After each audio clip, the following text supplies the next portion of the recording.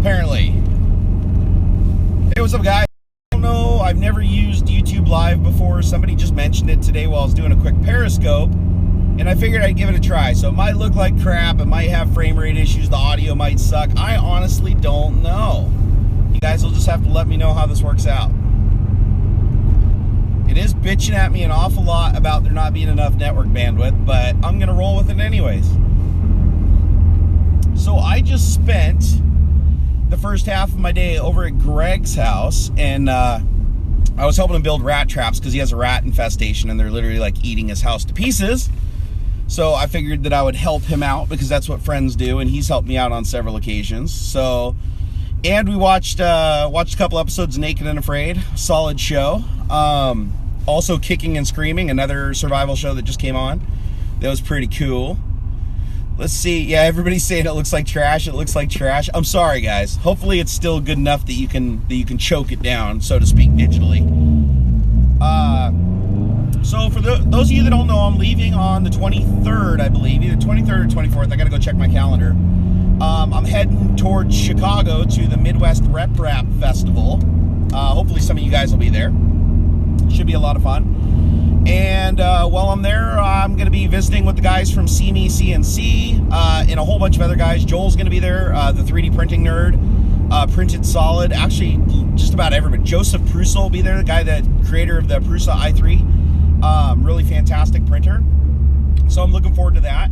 But this week I got to load up some content. So when I get home tonight, I'm going to edit the DJI Mavic Pro review that I just shot yesterday, and I'm going to get that all uploaded. And once that is uploaded tomorrow, then I'm going to start working on some 3D printing videos for you guys to watch while I'm gone. So hopefully I get that all shot and edited and worked out. Wiggle quit? What does that mean? Potato quality? Yeah, I kind of figured it's going to be potato quality. It's over 4G LTE with ATTN, which is about the worst there is. You know what I noticed, though, is unlike Periscope, it doesn't tell me how many people are in here. It just says that I'm live, and that's it.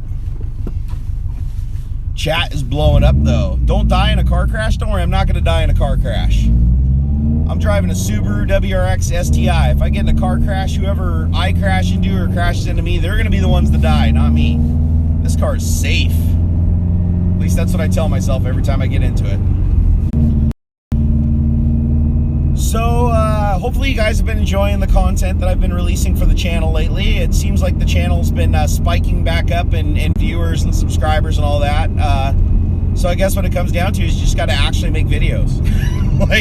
like for a long time there through December when I was going through some shit, and the first part of the year, January, I wasn't making anything, and it was kind of like falling apart there a little bit.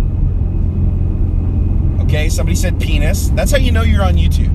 You know you're on YouTube when the comments are just giant blocks of ASCII, or look at me, or subscribe to my channel, or penis. Those are the most common comments that you see on any YouTube content. Oh wow, that car's cool. It's got purple headlights. Wonder how he doesn't get pulled over for that. But hopefully Greg gets his rat infestation under control, because that would suck. While we were sitting there watching TV, I could hear the rats scratching in the wall next to me. And I was like, oh, I can't imagine like trying to sleep at night with tiny little claws scratching the inside of the wall all night long. That would drive me absolutely batshit crazy. But on the plus side, today the weather was nice. The weather's been kind of crap lately, and here in Washington, near Seattle, the weather was epic today. Like epic. I'm glad that I actually got out to do a little driving and a little bit of farting around. And I'm still working on the garage studio. I got to build the desk. I went to IKEA a couple of days ago and picked up a sit-stand workstation, the base of it, and then instead of getting their tabletop, I just bought a giant bamboo slab, like for a kitchen table, and I'm going to put that on top of it, and hopefully that all comes together and it's not too unstable. And if that works out, I will have a sit-stand workstation that can go up and down in the garage for doing like 3D printer reviews, which I'm pretty excited about. Somebody said they're drunk. Awesome. Being drunk is fun, as long as you're in a safe area. Wow, it's like a little magic wand. What does this do if I push the magic wand? Oh, you can apply filters real time? Nah, we don't need no filters. I'm pretty enough as it is, guys. Oh, now I gotta make the filter go away. Why is the filter still on the screen? Get out, go away, filter. Ah, whatever. Hopefully you guys aren't seeing it. So I was talking to Greg a little bit about Codegasm, and we're thinking about doing a Codegasm next Thursday. Greg's going to get in on it too. We haven't decided what we're going to do yet, but we are going to try to involve a Raspberry Pi or an Arduino, because we think that that would be really cool. Maybe some LEDs or a fan or something like that. We want to try to keep it simple because, you know, we want these Codegasm episodes to be attainable within an hour, or we might build something that we can start building on in the future. So the idea is at the end of each Codegasm episode, everybody has exactly what they need to make one functional working thing. We don't want to leave anybody with, you know, code that doesn't compile and run. We're probably not going to do any C++. I see a lot of people asking for C++. The reason being is in C++ it's incredibly difficult to create anything tangible within an hour. And so that makes things a little bit tricky. C#, however, being a managed language, object-oriented, it's very easy to produce something in an hour with all the libraries that are available.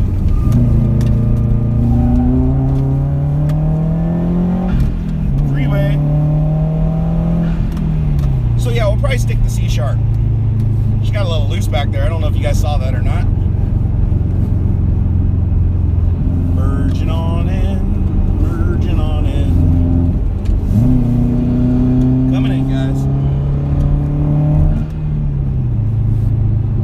And we're in there like swimwear. Oh, it does say how many people are in here. There's 829 people in here right now. Really? Watch me just drive around in my car. Sorry about the potato quality if you're just joining me, but this is just 4G LTE on my iPhone 7. Nothing spectacular. Can you guys actually hear my voice okay? Like over the sound of the car? Because this is an incredibly loud car. A couple of people over in chat have been asking about Bitcoin. Bitcoin is something, I haven't done any Bitcoin mining in a while, but I'm seriously considering turning the Bitcoin mine back on because Bitcoin keeps just going up in price. And even though the payout halved and difficulty doubled, the price of Bitcoin still makes it profitable. I just talked to Greg, who's currently mining on one of my my Antminer S5s that I gave him like an eon ago, and he's still profitable at about $5 a day, which doesn't seem like a lot, but over a month, I mean, that's a substantial little piece of money just to have a little piece of equipment running, doing literally nothing, and it doesn't consume that much bandwidth. So, yeah, no, Bitcoin mining is not dying, guys. Like Bitcoin, everybody, I hear this every single time.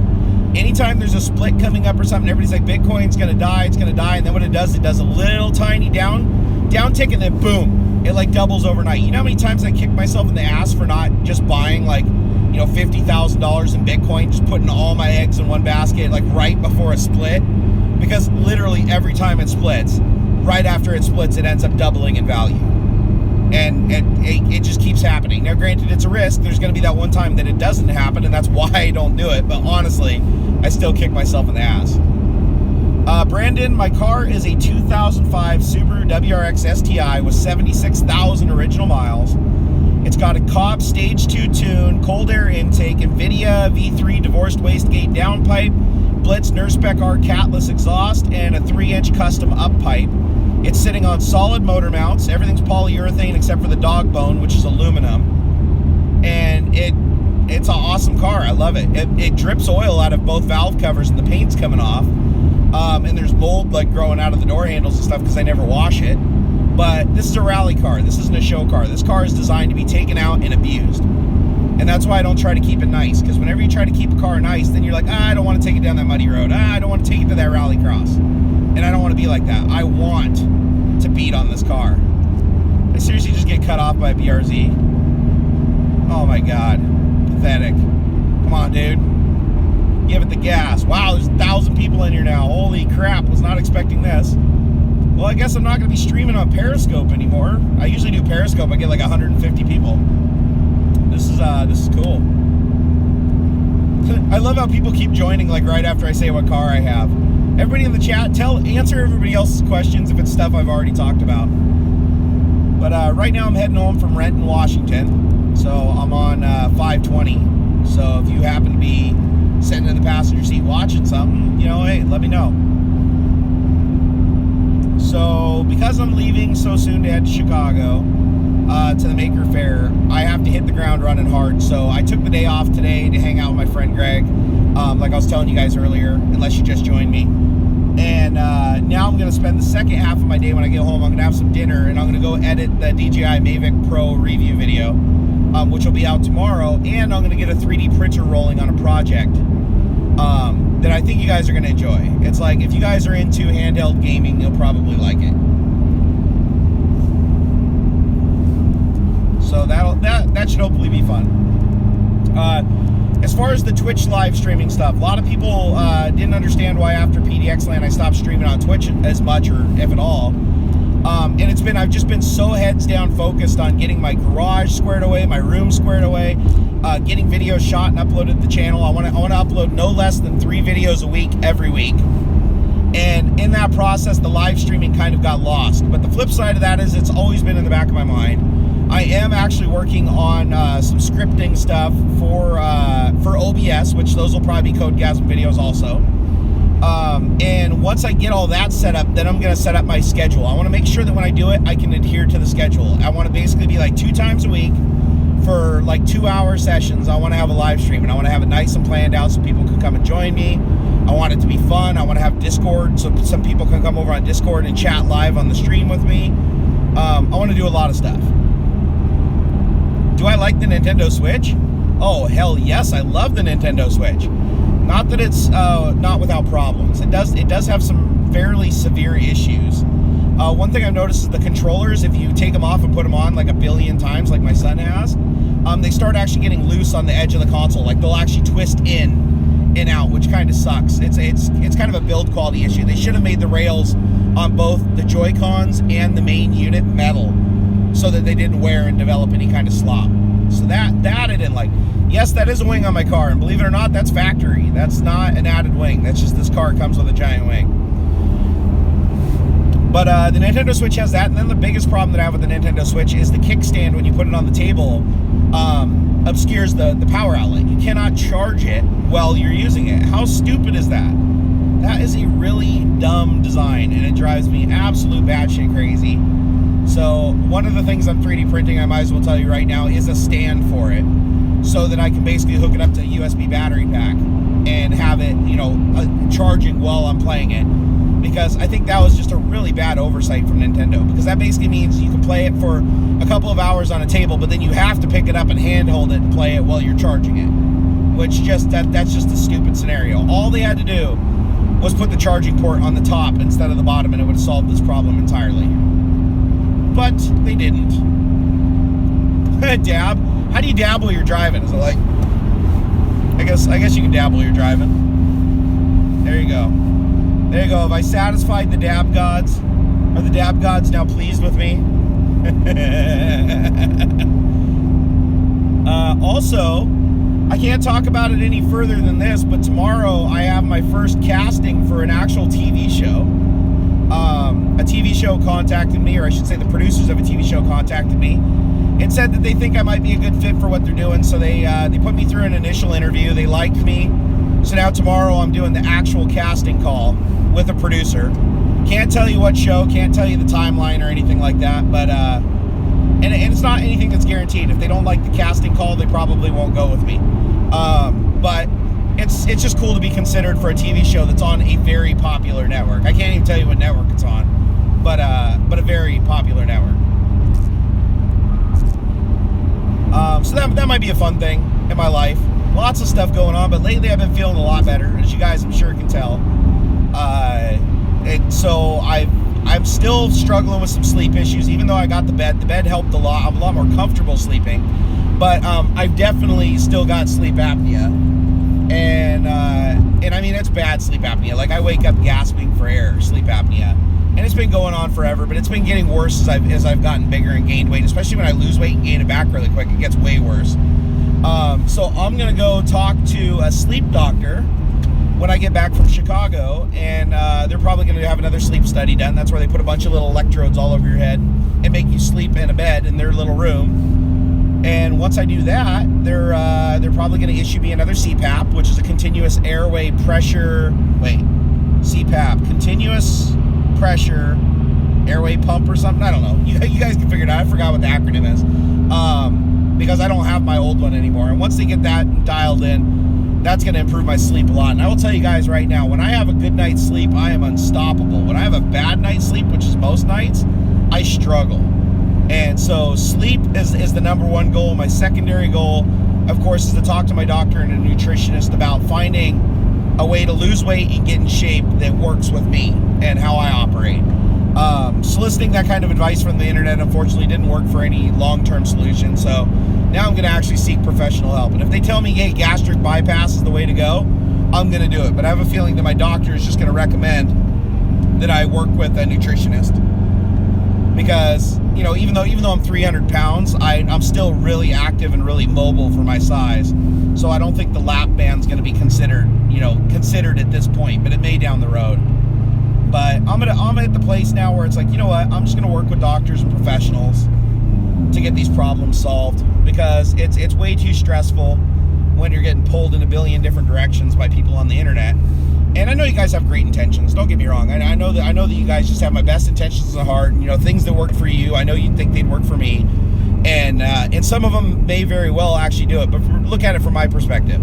You know, I start doing one thing and 20 other people tell me to do another thing. I start doing what the 20 other people tell me to do, and then 40 other people come out and tell me that's wrong and I need to be doing another thing. I need a doctor that I work with that's like, this is what you need to be doing. Do it. If it doesn't work, we're going to tweak things, then we're going to go down this path, and we're going to go down this path. But it's like systematic and linear, not this crazy parallel back and forth stuff. But I'm hoping that once and for all helps me, because I'll tell you right now, the stress is the problem with eating. I notice that I don't eat nearly as much on days where I'm active and I'm doing things as I am where I'm just exhausted and laying around. It's almost like being tired and being stressed out are the things that just make me stuff my face with food.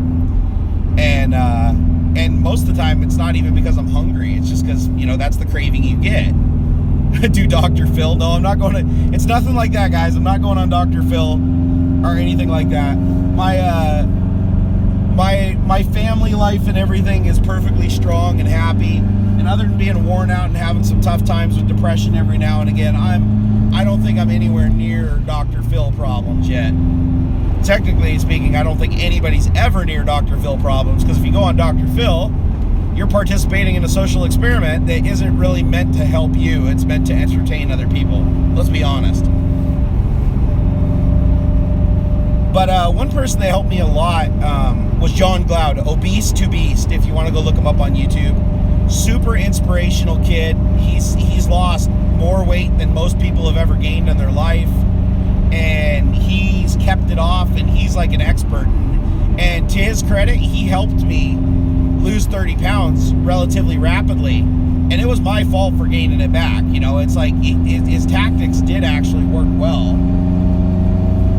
But, and I feel bad for that gaining it back, but he's so non-judgmental. It's one thing I really like about John is he's one of those guys where it's like he's always supportive no matter what. He's not going to just sit there and beat you up. Because some people that might work for, I guess there are some people that have personalities where if you beat them up, they respond to it. I'm just not one of them. Oh, wow. I see a Lexus SC200 that's like completely stanced and slammed to the ground. You don't see that a lot around here. That's like an LA scene, like little rubber band tires. Oh, I'm gonna pass him. He'll probably get on it as soon as he sees me going by him. Those guys hate getting passed.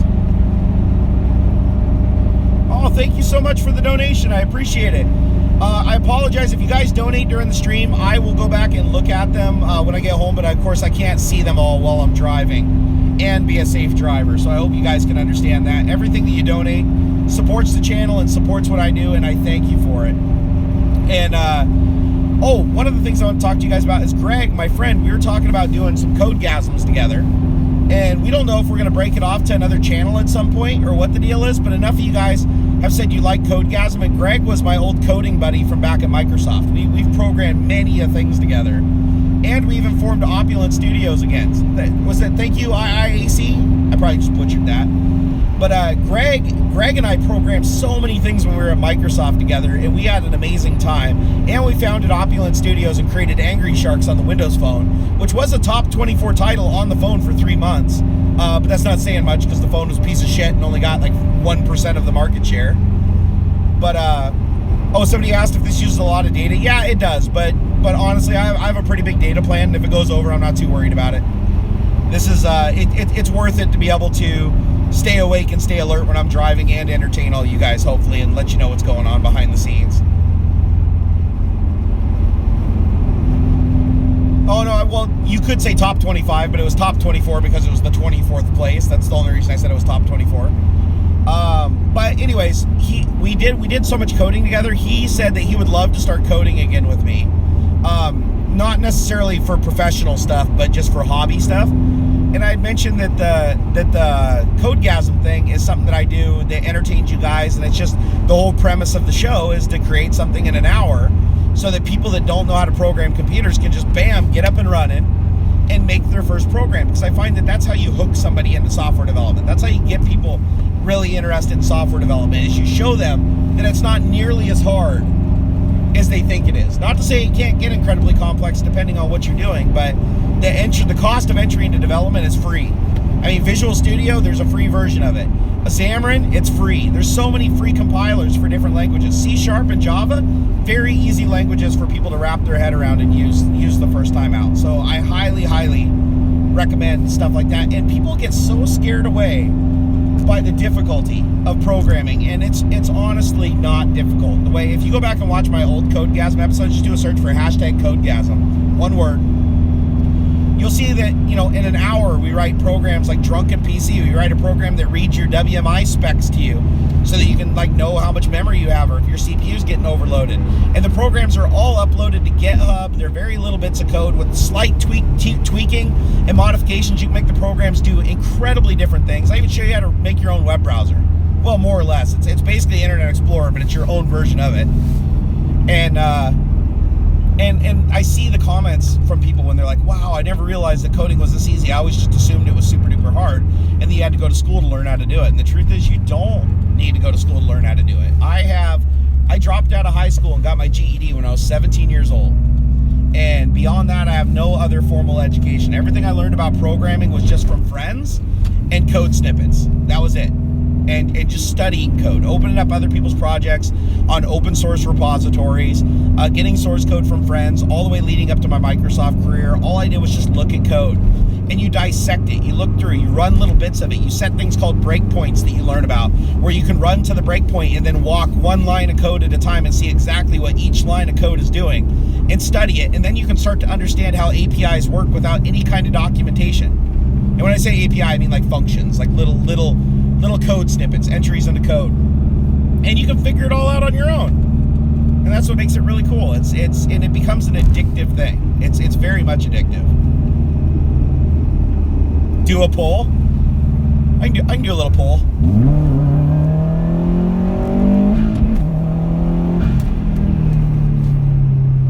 All right, there you go. That always feels awesome. All-wheel drive is so neat. No wheel spin. Although from a dead stop, I can definitely get wheel spin. And now everybody's like a mile behind me and I got the whole road to myself. Let me know if that wind noise is too much. I just cracked my window a little bit to get some fresh air in here because it smells a little exhausty. Thank you so much for the donation. I'm sorry I can only see 2 comments at a time on the screen, so I missed your name. But the nice thing is YouTube with the super chat feature, whenever you donate, it puts your name in a little queue, so when I get home, I can actually go through and see everybody's donation and everybody's message. So don't worry. If you left a message, I absolutely will be reading it. But I guess this is my first time using Super Chat. I forgot it was enabled for this. Want me to do another little poll? Here we go. Oh, I thought that might be a cop. Nope, it wasn't. Oh, and now I'm stuck behind a minivan. Oh, but he's getting out of the way. Here, how do we flip the camera around? Is there a way to flip the camera? Here, there we go. Can you guys see that?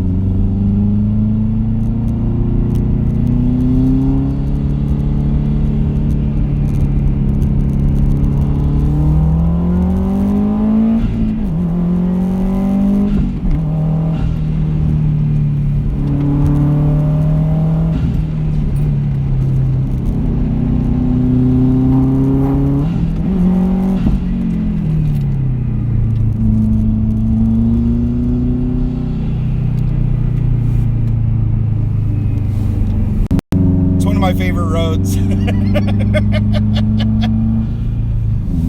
Oh, don't worry, I'm not going to crash, guys. I'm not even driving this thing at a quarter of what I can actually drive it at.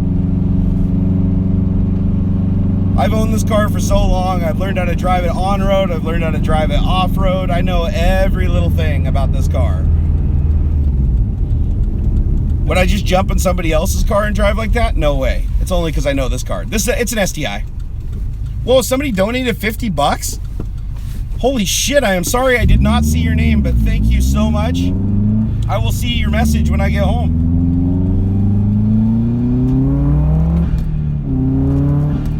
Yeah, it's been crazy how much support I've gotten for the channel lately, and I appreciate it like you wouldn't believe. I just got a message from Jay's 2 cents this morning on my cell phone via SMS. And he said, hey, it looks like your channel's coming back to life, because Jay watches my stats like a hawk. Because you got to realize, Jay was playing catch-up to me for 3 years. And he worked his ass off and blew by me. I mean, he's over 100,000 subscribers ahead of me.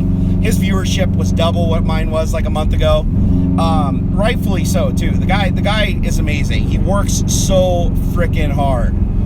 And basically, he messages me and he's like, hey, it looks like your channel's coming back to life. And so I go look at my numbers, because I hadn't even really been looking at my numbers lately. And sure enough, it looks like I'm back to a similar growth arc that I had about 3 months ago before all the shit went down. So I'm really happy with that. And I thank you guys. And I just realized that, you know what? This is a job. If you don't show up for work, you don't get paid. That's how it works. And with YouTube, it's no different. If you don't make videos, and good videos, people are not going to watch them. You have to make compelling content. Otherwise, people won't watch it. And if you don't make any content, people stop watching your old stuff too. And that's how it works. I mean, it's just like a job. If you don't show up for work, you get fired. If you do a shitty job at work, you get fired. It's really, really no different. Hey, thank you so much for the donation. And GEDs are awesome. Ain't nothing wrong with a good enough diploma, or good enough developer, as I used to call it at Microsoft. I always called it the good enough developer. Do a donut? I can't just do a donut in the middle of the road, guys. Come on, be realistic here.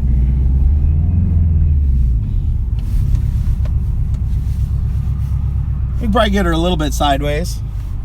Oh no, somebody blocked me, so I don't have enough run out. Only when I have enough run out will I do stuff like that. Oh, it looks like I have enough run out. Okay, you guys ready?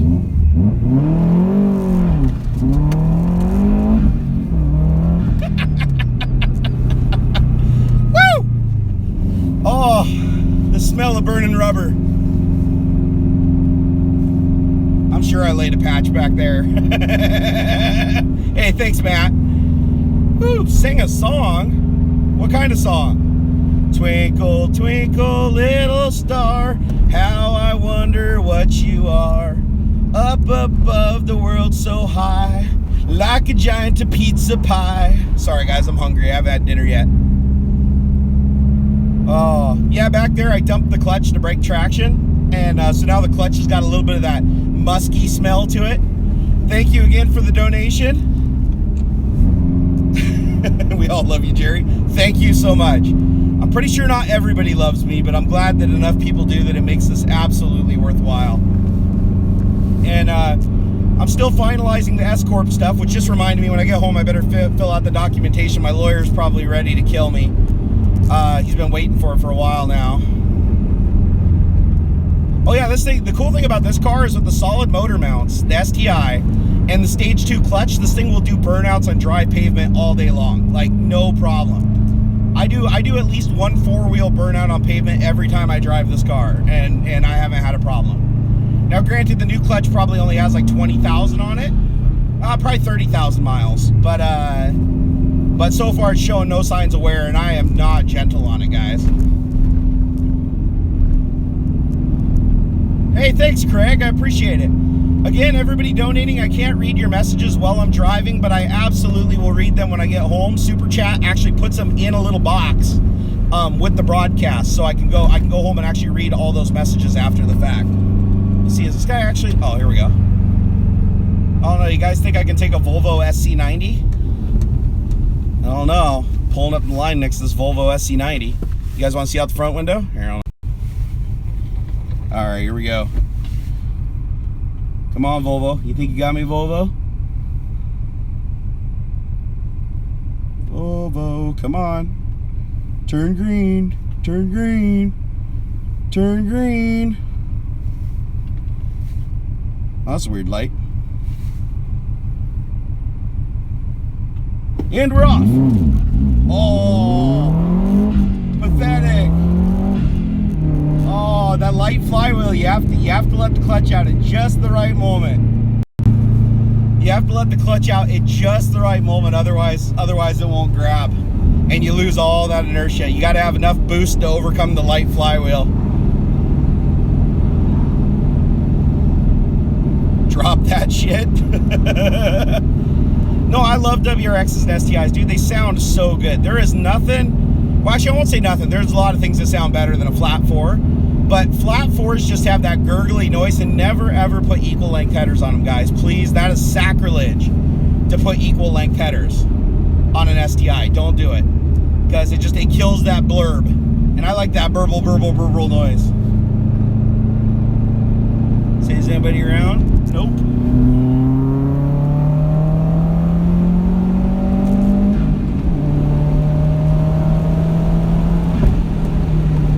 Backfire under boost there.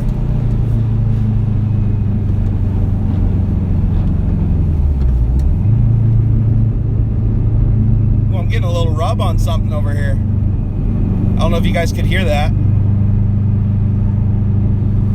Sounds like I got something in my fender well rubbing a little. I'm still fairly certain that I blew a strut. I gotta get up under there with a flashlight and look. When I did my Dukes of Hazzard a couple of months ago, I'm pretty sure that the right rear strut is blown. Still handles in the corners just fine though, so. No, this isn't a baseline STI. This is a 350 horsepower, 380 torque stage 2 STI. But the nice thing about the STI is you don't have to do anything to it to get to that. Like, you don't have to modify the motor, injectors, fuel pump, stock turbo. All of them handle the upgrade nicely. The only thing you have to do is change the exhaust and intake components to do it. And I would recommend going with a lighter weight flywheel. The lighter weight flywheel just gives you a much snappier throttle response, especially when you're on a track.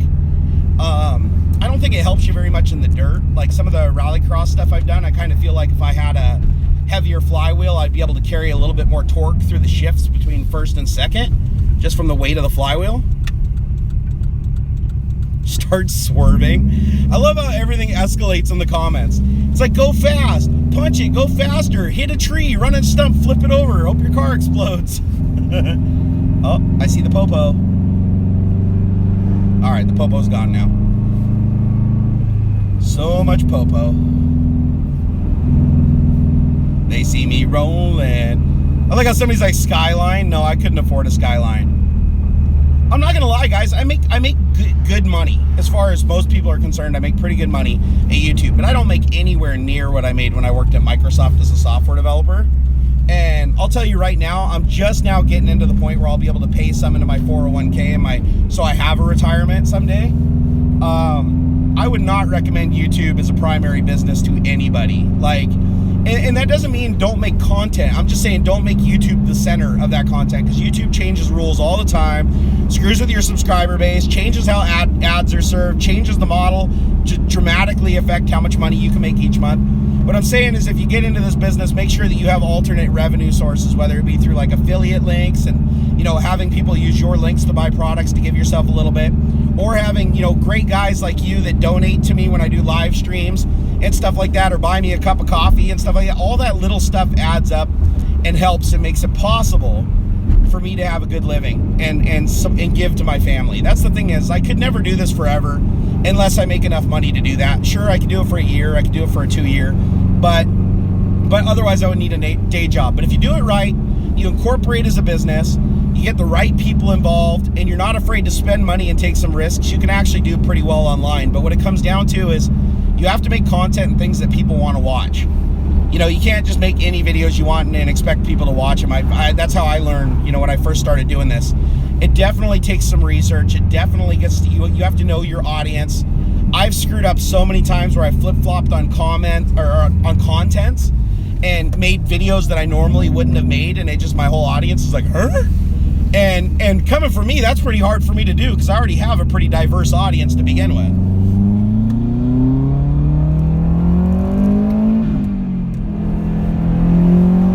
Little pull. That's fourth. Fifth. That's as much as I can get right there. Wow, I got her up to 45 miles an hour, guys. Honk the horn. Man, you guys are just trying to get me to operate this whole car, huh? There, okay, I did it. I've now dabbed and honked my horns, done a burnout. I couldn't fulfill some of your guys' dreams, though. I couldn't hit a tree. I apologize for that. You know, just on principle, I don't want to run my car into a tree or kill myself. I quite like living. I sure would love to get this thing down to SoCal sometime, though, and go give Nizzy a run out of the track. Thanks, Nicholas. Wouldn't that be cool? Wouldn't you guys love to see that? I would love to see that personally. I think the way it would play out in the quarter miles, I think I would just totally gap Jay right off the line with my all-wheel drive and my torque. But I think about halfway down the track, Nizzy would start pulling on me. But the question is, would Nizzy overtake me before we hit the quarter mile? I'm positive Nizzy would be making ground on me because Nizzy's got more horsepower than I do. Overall, I think is a slightly lighter car. It is much more aerodynamic. But I'm wondering if I could get enough of a jump on him in the quarter that once he started making up time, he still couldn't overtake me. And it'd be a similar race to like the Hellcat versus the P100D Ludicrous Tesla, where the Tesla just pulls it by like 10 car lengths, but then it just reels it back in, but still just not enough by the end of the quarter. Miles per gallon in this car is between 16 and 18. That's about all you get with this one. The 2004-2005 STIs were the year that they did the close ratio gearbox. So it's not designed for top speed, it's designed for crazy torque. So the first and second gears are pretty short. And that's why I got it, because for rallying in the dirt and stuff like that, having the short gears and the extra torque to basically break traction, it's awesome. It's absolutely awesome. Again, I noticed a lot of people have been donating during the stream. I'm sorry that I can't address you during the stream because I'm driving here. And chat's just like blowing by a million comments a minute, but I will be checking all of these when I get home. Because when I end the stream, there's a little box that has all the donators in it, how much you donated, and your message.